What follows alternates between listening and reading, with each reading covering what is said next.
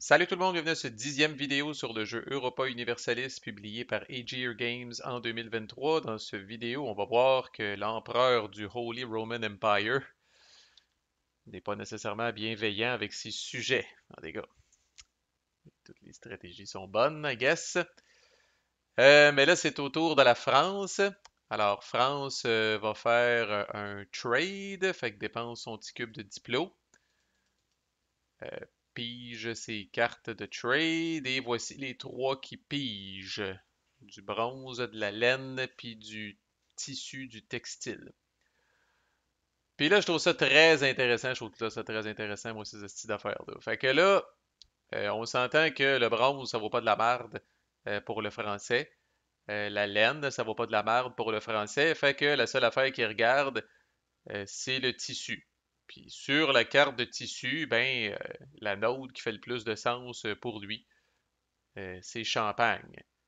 Parce qu'il contrôle Champagne qui compte double, puis bon, il contrôle pas les autres, mais avec Champagne qui compte double, puis son marchand, ça lui donne 3 de trade power.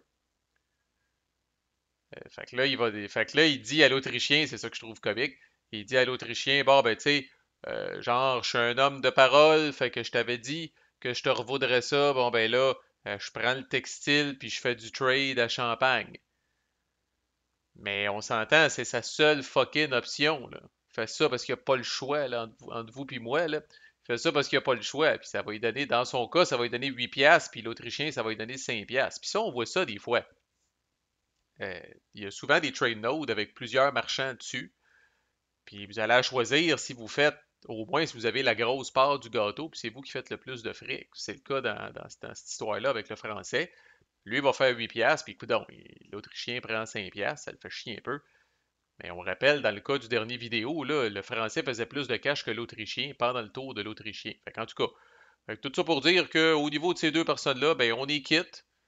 Tu sais, genre, tu m'as donné full de fric à ton tour, là, moi je te donne des peanuts à mon tour, puis on est quitte. En tout cas, ça paraît-tu, j'étais encore en calice de ça.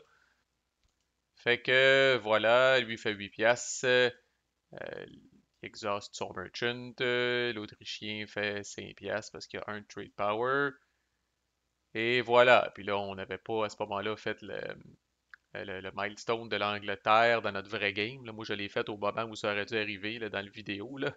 Mais là, on a fait un petit peu de catch-up avec ça dans notre game. Fait que ce trade-là est fait. C'est à l'anglais. L'anglais qui est le dernier qui n'a pas pris son event. Fait qu'il va venir prendre son event. On va venir le crisser ici comme tout le monde. Puis il va prendre la mort de Charles le Bold. Bien malgré lui, ça vaut pas de la merde, honnêtement. Les deux événements qui restent, là, l'anglais a un petit peu dormi au gaz. En tout cas, je sais pas s'il aurait pu faire mieux au niveau des événements, là, mais bref, c'est pas vers jeu dans son cas. Bon, il ramasse 2 piastres, toujours bien, qu'il y avait sur l'événement. Toutes les player realms adjacents à la Bourgogne, sauf l'anglais, gagnent un de militaire. La Bourgogne est ici.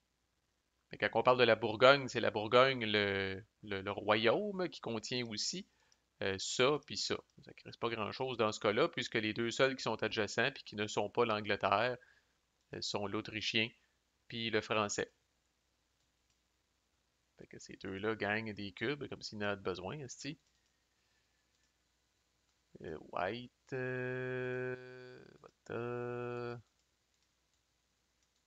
Voilà. Que reste-t-il maintenant du reste de l'événement? Le choix entre A et B.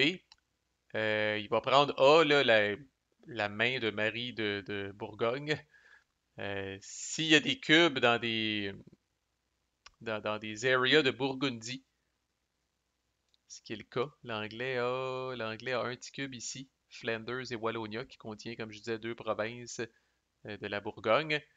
Il gagne un mariage avec la Bourgogne, puis il place trois cubes dans les areas de Bourgogne. Les areas de Bourgogne qu'il va choisir pour ses cubes, il s'agit de deux fois Flanders et Wallonia, puis une fois Burgundie lui-même. Puis petit token de mariage.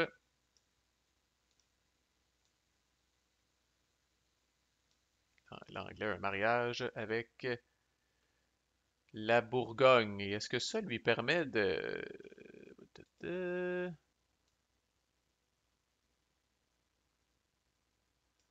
Ouais, ça lui permet de claimer la milestone qui est ici. Oh, peut-être pas encore. Ah non, peut-être pas encore, mais il est proche en sacrament, là. Les liens de dynastie, là, d'avoir au moins deux mariages en jeu, avec au moins un de ces mariages-là qui était pas là au début de la game. L'anglais commence avec un mariage avec le Portugal. Fait que, dans le fond, là, mais là, il vient de se créer un deuxième mariage en Bourgogne. Fait que ça, c'est correct. Mais ça, il prend 4 cubes ou plus dans deux de ces royaumes-là. Il les a en Bourgogne, un, 2, 3, 4. Mais il manque 2 cubes au Portugal. Fait que probablement que l'anglais va au plus calice ajouter 2 cubes où ben, il n'y a pas de presse là, parce qu'on est loin nous autres d'avoir ça, le deux mariages. Là. Moi, je n'ai pas un calice. Fait que moi, je crois là, je suis out of the running pour ce milestone-là. Là. Mais dès que l'anglais va ajouter 2 cubes au Portugal, il va pouvoir claimer ce milestone-là. C'est quand même intéressant. Puis là, il ne faut pas oublier qu'on fait le bas. Puis ce symbole-là, c'est de l'attrition. Ça veut dire que toutes les powers en guerre, sauf celui qui joue l'événement, doivent perdre une unité par 4 unités qui ont de déployer. Fait qu'il n'y a que l'anglais qui est immunisé parce qu'il a joué l'événement et le français qui sont impactés par ça.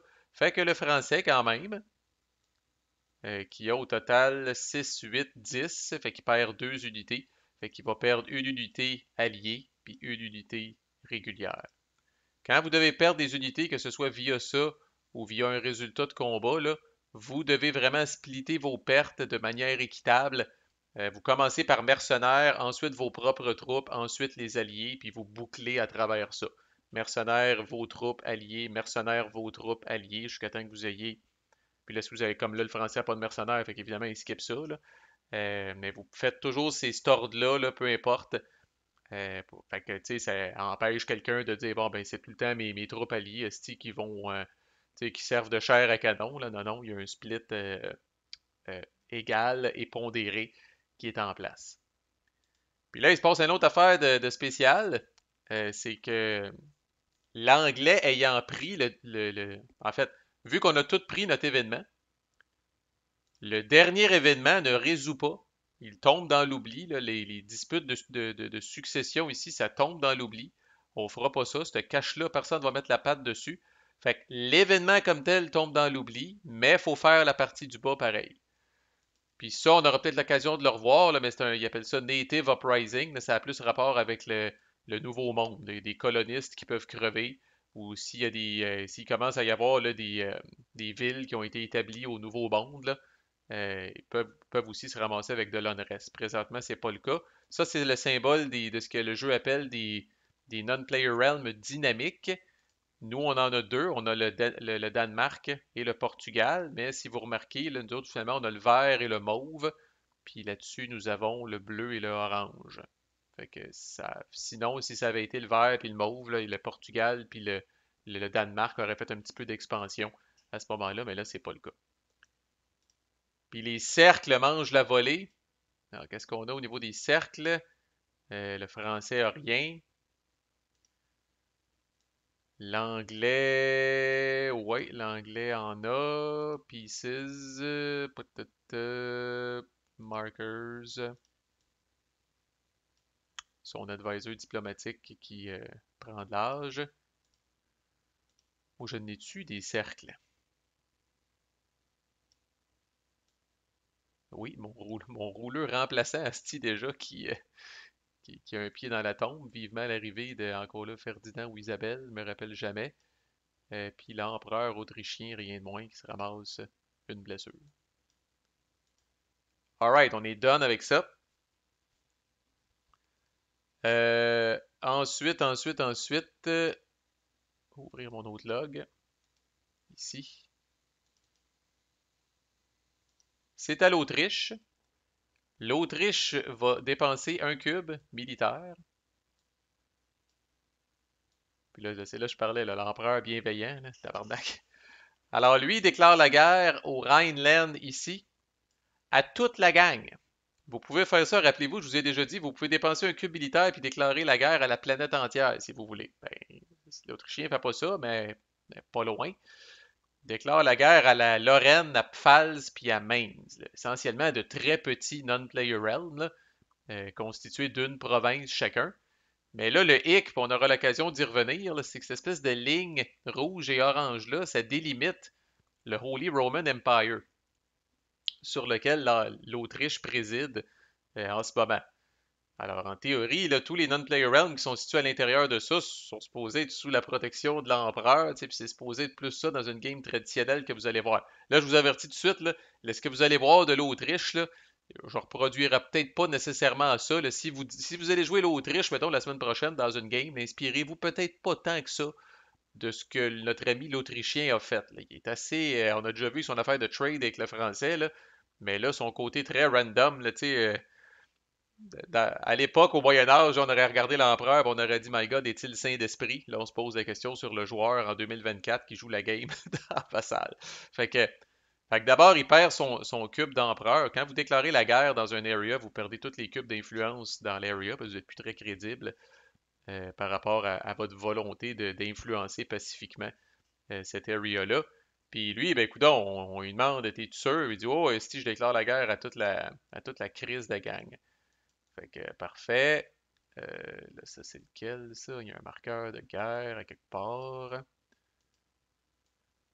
Heartloan, Ah, c'est son marqueur de guerre, je pense, finalement. Ouais. Fait que là, il vient coller une affaire ici. En guerre avec eux autres, en guerre avec eux autres, en guerre avec eux autres, esti. Fait que là, ça ne. Je sais bien qu'il y a un claim, là. Fait qu'il y a le droit, là. Il y a un claim sur cette patente-là. Ça cause pas de combat. Fait que là. Ah bon, on va le voir, en fait. C'est vrai, je suis pas loin de faire ça, si j'ai tout le bon log. Il va tout faire comme un grand, là. Fait que.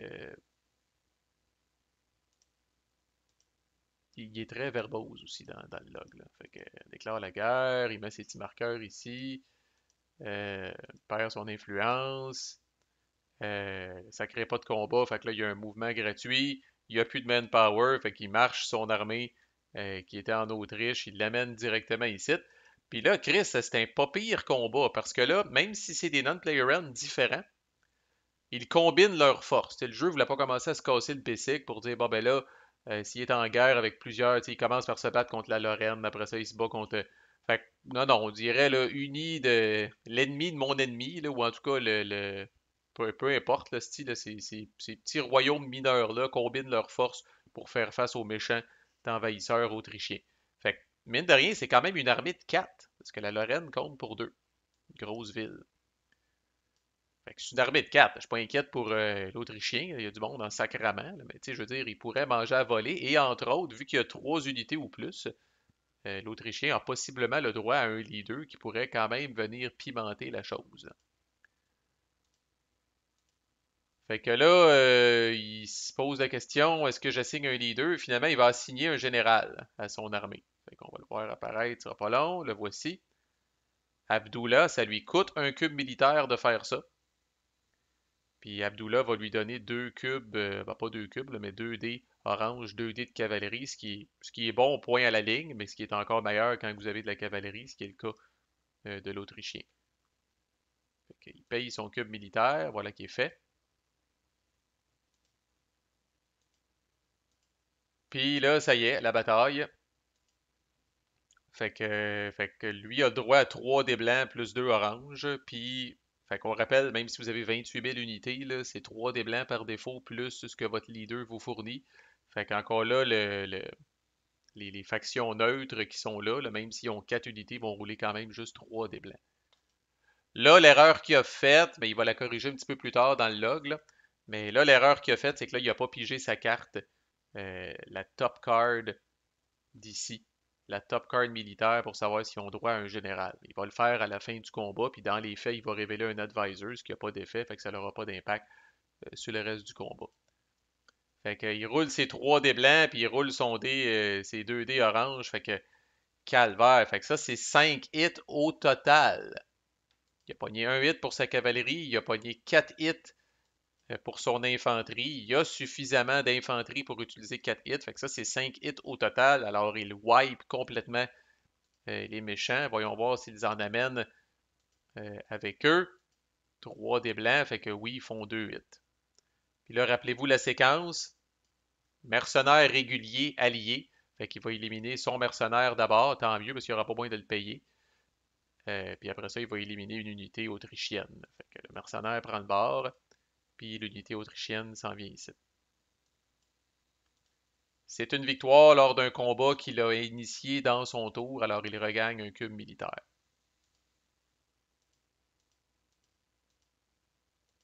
Tac, tac, tac. Ah, puis là, il vient d'allumer. Là, ah, ben, câlisse, fallait pas que je pige une carte, esti, à cause de ça. Fait que là, on va voir la carte apparaître, puis finalement, c'est un advisor et non pas un général. Mais si ça avait été un général, comme notre ami Abdullah ici, ben, il aurait fallu qu'il roule, mettons, le nombre de dés fournis par ce général-là pour voir s'il aurait subi encore plus de hits, là. Et là, finalement, c'est pas le cas, c'est clean. Merci, bonsoir. C'est à la France. Et là, la France fait un petit peu de diplo ouverte là, dans le channel de Discord pour s'assurer qu'il est sur la même longueur d'onde avec l'anglais. Alors là, la France dit, bon ben là, on est à la croisée des chemins, là, c'est soit que je recrute du monde, esti, puis qu'on se tape dessus, ou que tu acceptes là, de négocier la paix, là, que genre tu gardes l'Écosse, puis moi je garde ça ici. Puis étant donné que l'anglais était comme un peu évasif dans ses réponses, là, le français commence à rendre ça un petit peu plus concret. Puis il dit, gars, je t'offre 6 piastres pour faire ça. Vous pouvez dealer comme ça avec les joueurs. Euh, Ça se fera pas tout de suite le paiement, là, mais tu sais, bon, c'est sur la parole du français pour l'instant, là. Mais il y a quand même une mécanique où vous pouvez payer un cube de diplomatie, puis vraiment envoyer du fric à un autre joueur. Fait que la France offre 6 piastres à l'anglais pour garder le current board state. L'anglais accepte, ce sera mis en place éventuellement. Je dis éventuellement parce que si je me trompe pas, c'est ça. Le français a plus de cube de diplo, fait qu'il peut pas donner le fric tout de suite à l'anglais, puis il a déjà fait son change national focus. Fait que va-t-il faire, notre ami le français? Il va jouer un événement, ça y coûte 2 cubes administratifs et 2 piastres, qui est moyen, je pense. Autorité centrale, qui est une bonne carte de display qui vous permet d'augmenter la stabilité de votre royaume avec un certain rabais là, ça coûte juste 3 de base pour augmenter la stabilité de votre royaume plutôt que 5. C'est quand même assez intéressant. Réforme qui est pas pire pour un cube. Vous pouvez piger 2 cartes d'action de n'importe quel type et vous en gardez une des deux. Puis War Taxes qui est un peu intriguant, là, ça exauce 2 utilisations, mais ça coûte juste un cube vert.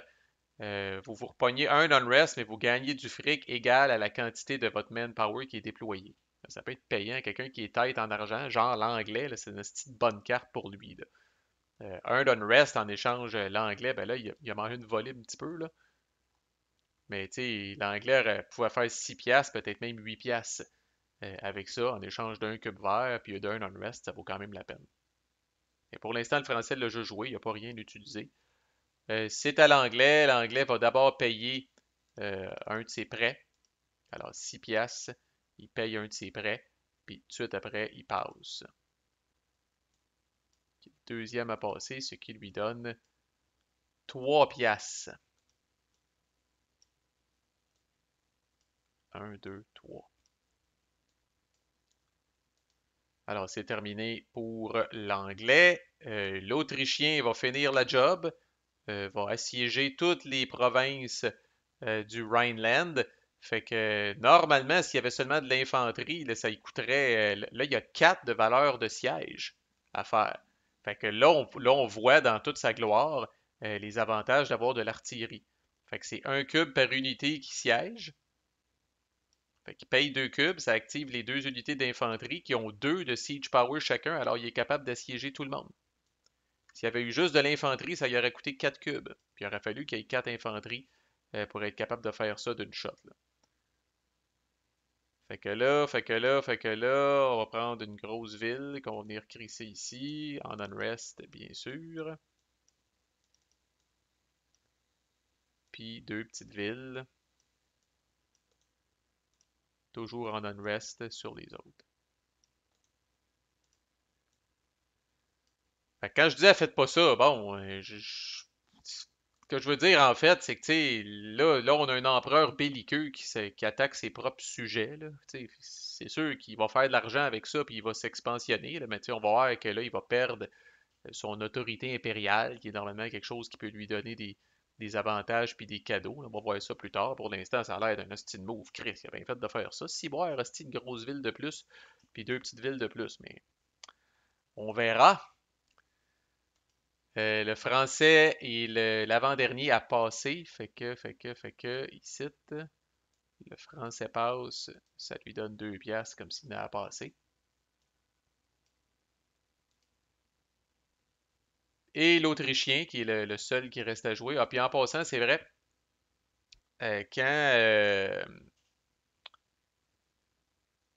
quand tout le monde a passé, sauf vous autres, vous avez droit maximum à une autre action.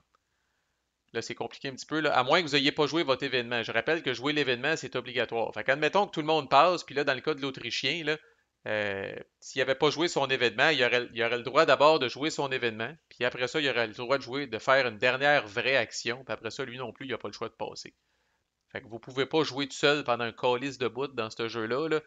Même si vous avez 100 000 cubes et les autres passent hyper rapidement, là, ça vous met vraiment sur une cloque puis vous êtes obligé vous êtes obligé d'avoir un maximum une autre action à moins que vous n'ayez pas joué votre événement. Dans ce cas, le jeu vous laisse jouer votre événement puis faire une autre action de n'importe quel type. Je rappelle que c'est pas la fin du monde, les cubes euh, carry over, comme on dit, là, d'une chose à l'autre.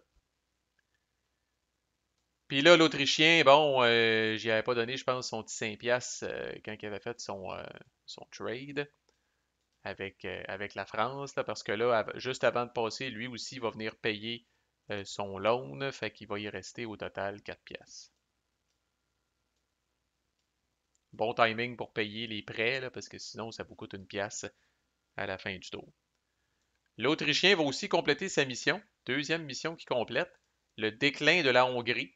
Il peut faire ça s'il y a un base income de 11 ou plus. Il est rendu à 13 avec les 4 villes qu'il a pris. Ça lui donne un de prestige. Bon, il y a congestion au niveau des marqueurs de prestige. Puis honnêtement, j'ai rechecké le log, j'ai trouvé ça bien comique. Puis là, on pourrait revenir en arrière. Mais Chris, on est rendu plus loin que ça dans notre game. Mais en tout cas, il a pas fait l'effet. Il a gagné le prestige. Dans notre vrai game, il a gagné le prestige, puis il n'a pas fait l'effet. Il aurait droit normalement à 2 cubes en Hongrie ou à un claim dans dans un des deux areas de la Hongrie ici. Là. Fait qu'encore là, c'est à ce moment-là où vous prenez votre décision. Est-ce que vous voulez annexer la Hongrie pacifiquement via des cubes et via un hostie de long processus qu'on aura l'occasion de voir plus tard dans le game, là, ou si vous voulez y aller militairement contre la Hongrie. Fait que si vous mettez un claim, vous venez de dire je pense que je vais envahir la Hongrie militairement. Puis si vous mettez des cubes, c'est probablement parce que vous avez l'intention de le faire de manière un petit peu plus pacifique. Mais dans son cas, j'ai rechecké vraiment notre game. Puis il a dit hey, j'ai réussi ma mission. Il s'est donné un prestige. Puis après ça, il n'a pas fait le reste. Habituellement, je spot ces affaires-là live, mais cette fois-là, je l'ai pas spoté. Alright, that's it. La première ronde est finie. Fait que la prochaine vidéo, on va voir là, ce qui est quand même très très important. Là, il y a une séquence, vous l'aurez deviné, de fin de ronde qui est assez exhaustive avec la négociation de la paix puis tout le kit. Là. Puis l'income, le cash qu'on fait là, en fonction de notre base tax, moins nos dépenses puis tout ça. Fait que ça va être une vidéo quand même très très intéressant pour votre formation. Fait que, manquez pas la suite. À plus.